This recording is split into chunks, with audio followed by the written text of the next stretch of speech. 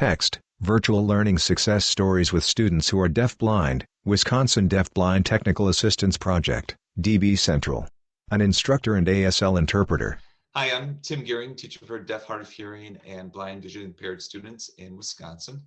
And just wanted to share an idea with you all of something that I had to figure out during this virtual learning time, and how to teach one of my students Braille.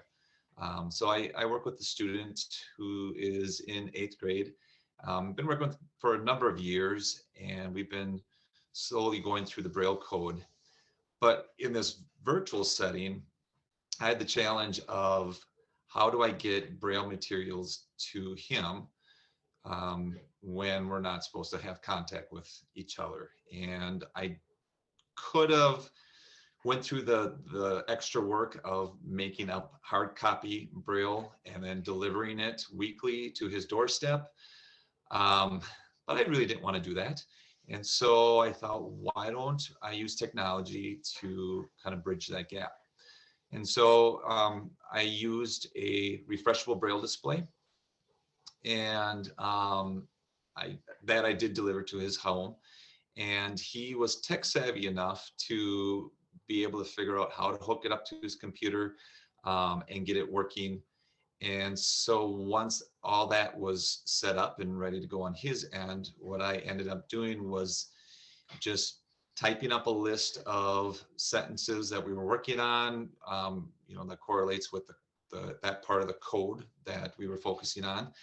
And I would email those sentences to him, and then he would bring that up on his computer and have it available on his refreshable Braille display. So then when we met during our Google Meet times, he was able to read to me those Braille sentences and working on those contractions and things of that nature.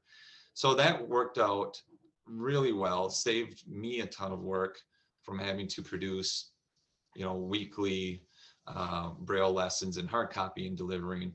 And he really liked it too, because it was technology, and he's kind of that tech savvy guy. So that really saved everybody a lot of headaches and time. And then as far as reverse, for him giving me Braille back to read for his Braille writing, we did try having him use the same Braille display with the 6-key input and then email me back. We had some hiccups with that, so we ended up just sticking with the Braille writer.